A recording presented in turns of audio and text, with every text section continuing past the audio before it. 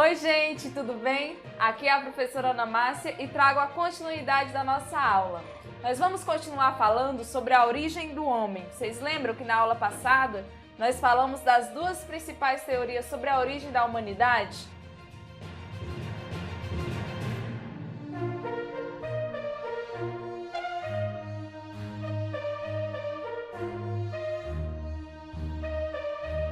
Retomando o assunto da aula passada, nós aprendemos as duas principais teorias que explicam a origem do homem, a teoria do criacionismo e a teoria do evolucionismo. Lá na teoria do criacionismo, nós vamos compreender que Deus criou o homem e todas as coisas que existem.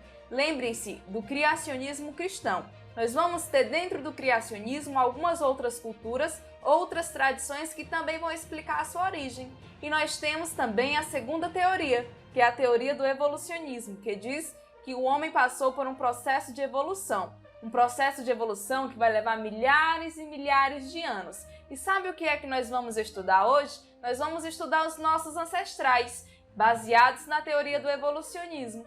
Nosso primeiro ancestral vai ser o Australopithecus. Vamos lá acompanhar aqui nos slides. Os Australopithecus que vão surgir há cerca de 5,5 milhões de anos lá na África.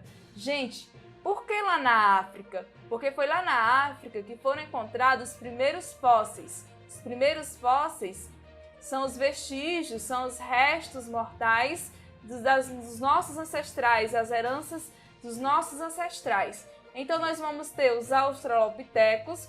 Os Australopithecus, eles são bípedes, como vocês podem ver. Eles andam com as duas pernas. Eles usam o polegar. Eles vão ter esse movimento de pinça, eles vão conseguir agarrar objetos e isso vai diferenciar ele dos demais seres que vivem na natureza. E nós vamos ter um segundo gênero, um gênero mais próximo a nós, que é chamado gênero Homo. Dentro do gênero Homo nós vamos ter algumas outras espécies, certo? Iniciando pela espécie do Homo habilis, o Homo que tem habilidade, o homem que tem habilidade. Observando bem, ele já é um pouco mais ereto. O Homo habilis, ele já vai confeccionar seus próprios objetos. Ele vai ser um ótimo caçador. E nós vamos ter o Homo erectus. O Homo erectus, ele vai ter uma postura mais ereta. Ele vai confeccionar objetos de uma forma mais específica, onde nós temos conhecimento do que se tratava aquele objeto. Ele vai controlar o fogo, ele vai ser o primeiro homo a controlar o fogo, a ter o controle sobre o fogo.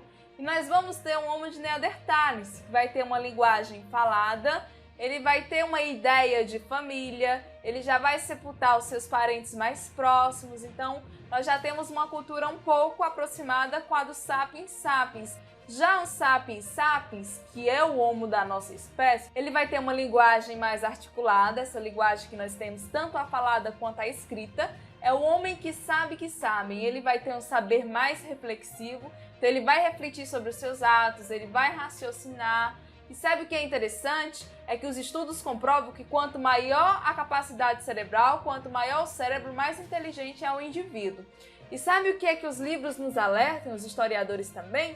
Que esse processo de evolução, ele não foi linear, ou seja, uma espécie não deixou de existir para que outra existisse. Muito pelo contrário, as espécies elas podem ter convivido entre elas, como é o caso do Homo de Neanderthalis com o Homo sapiens sapiens. Eles conviveram um bom tempo entre eles. Por exemplo, o Homo sapiens ele teve sua existência há cerca de 100 mil anos atrás. Já o Homo de Neanderthalis ele deixou de existir há 40 mil anos atrás. Ou seja, essas duas espécies elas conviveram entre elas. Nós vamos agora assistir um vídeo animado para que a gente possa entender mais ou menos como que se deu esse processo de evolução do homem, certo? É bem legal o vídeo, vamos lá acompanhar. Gente, observem, o fogo ele veio através de um fenômeno natural. O homem ele vai aprender a controlar o fogo. Temos uma ave. Olha aí o homem tornando bípede, ele vai andar com as duas pernas.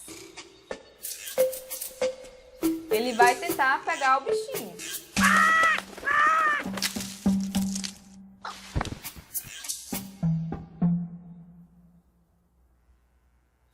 Olha ele vai utilizando o polegar. A partir do momento em que ele utiliza o polegar, ele consegue agarrar objetos. E ele tem uma extensão do seu corpo, ou seja, olha aí a madeira, sendo uma extensão do seu corpo, ele consegue agarrá-la e lançar sobre a árvore. Gente, e olha aí, ele vai saber utilizar o fogo. E o fogo, os alimentos cozidos, eles vão trazer a mudança, tanto na postura quanto no cérebro humano. Vocês conseguem acompanhar esse processo de evolução? Legal, né? Então é isso, gente. Hoje nós aprendemos que nós não somos parentes diretos do macaco. Nós descendemos de um ancestral comum, certo? E isso foi um erro muito grande, muito questionado. Foi uma interpretação muito chata que fizeram de Charles Darwin, dizendo que o homem era um parente direto do macaco. Na verdade, houve um ancestral comum e aí nós passamos por um processo de evolução. Nós passamos por mudanças que levaram milhares e milhares de anos. Espero que vocês tenham acompanhado, espero que vocês tenham gostado. Nos vemos nas próximas aulas. Um beijo, fiquem em casa e cuidem-se!